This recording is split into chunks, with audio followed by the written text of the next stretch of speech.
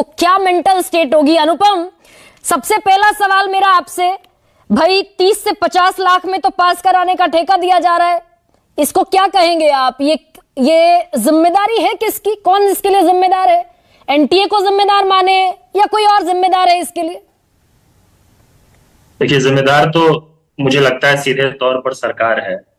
और आपने ये जो सबसे पहला प्रश्न जो आपने पूछा था हमारे मित्रों से, जो स्टूडेंट्स हैं, जो छात्र साथी हैं हमारे, उनसे, और पहला उत्तर में उन्होंने जो पहले शब्द का इस्तेमाल किया था वो था भरोसा।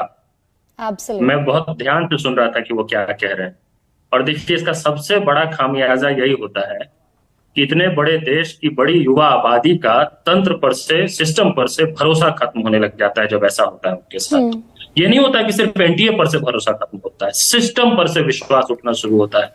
और इसका लोग अंदाजा नहीं लगा सकते हैं कि इसका और एस्पेक्ट्स पे कितना। चल, हो जा शुरू।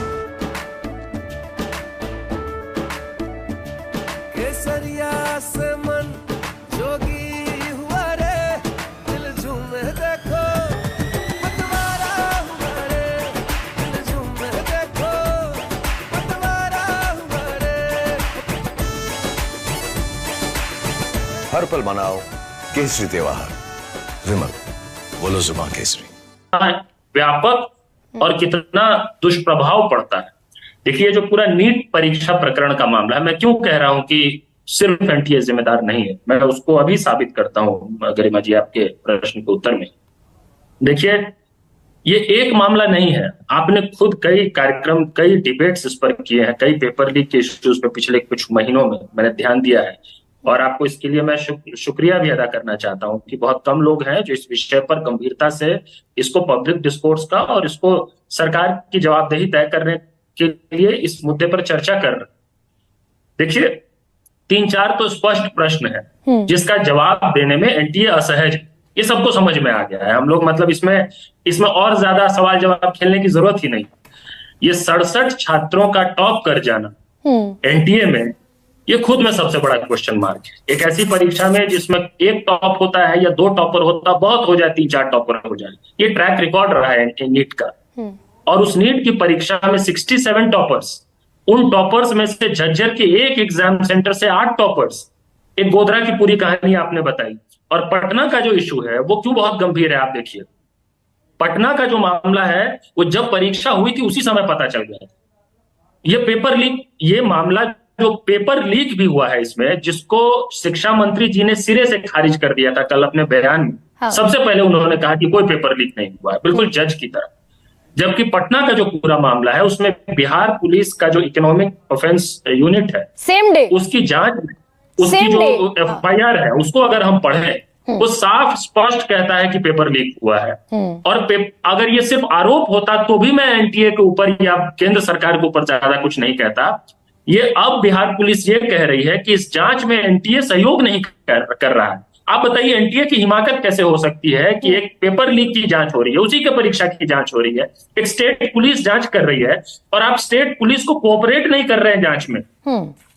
और इतने सारे जो तरह तरह के इश्यूज हुए, ये देखिए। लेकिन ये इसीलिए अनुपम, क्या इसीलिए एनटीए ने वो जो ग्रेस मार्क्स वाली बात मानी थी, ये सब यानी कि एक मिली भगत है एनटीए की भी, नेशनल टेस्टिंग एजेंसी की भी, जो कल तक कह रहा था कि हमने ग्रेस मार्क इसलिए दिए क्योंकि कॉपियां, क्वेश्चन पेपर देरी से हमने दिया। भाई, पूरे देश में आप एक ऑर्गेनाइज करा रहे हैं सबसे बड़ा एग्जाम, और विलंब से आप कॉपी या एक क्वेश्चन पेपर दे रहे हैं, उसका ग्रेस मार्क जोड़ रहे हैं, वो भी उस परीक्षा में मेडिकल की और इंजीनियरिंग की जिसमें जोड़ा नहीं जा सकता। तो क्योंकि एनटीए खुद इसमें अंडर द डॉक है। जी, और गरिमा जी, इन परीक्षाओं का स्पष्ट प्रोटोकॉल होता है ना, एडवर्टीजमेंट होता है, उसमें लिखा होता है कि ग्रेस मार्क्स होंगे या नहीं होंगे, होंगे तो किन कंडीशंस में होंगे।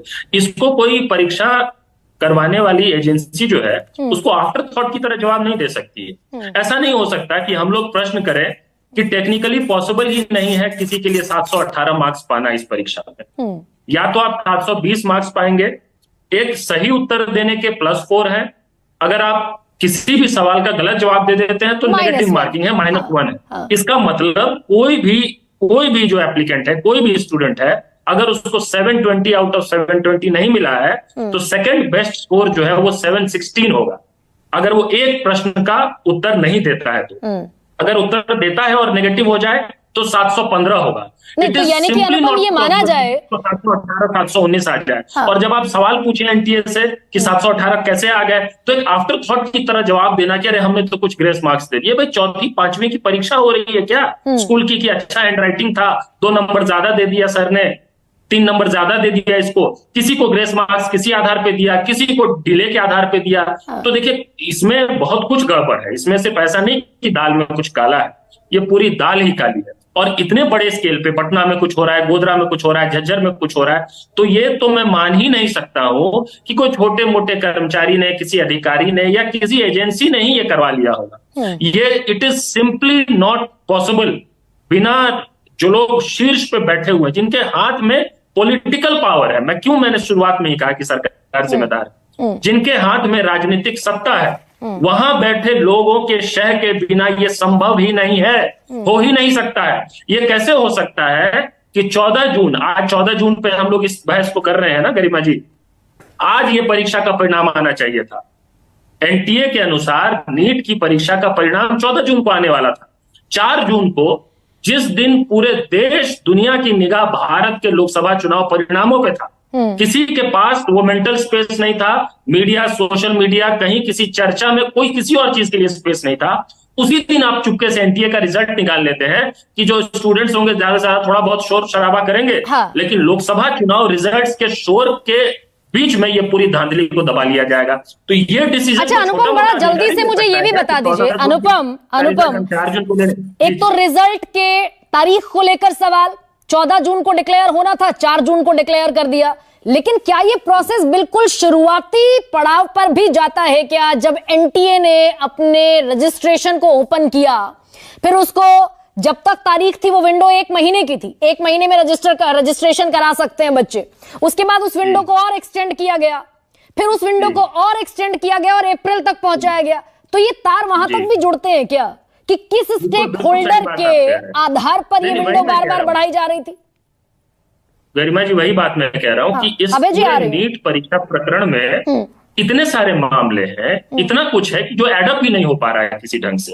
ये गंभीर जांच का विषय है, और जो जांच एनटीए नहीं कह सकती है कि हमने कोई कमेटी बना दी है, शिक्षा सचिव आके प्रेस कॉन्फ्रेंस में नहीं कह सकते हैं कि हमने 3 मेंबर्स की एक कमेटी बना दी है, वो जांच करेगा। अरे भाई जिसके ऊपर आरोप है वो खुद अपनी जांच कैसे कर सकता है?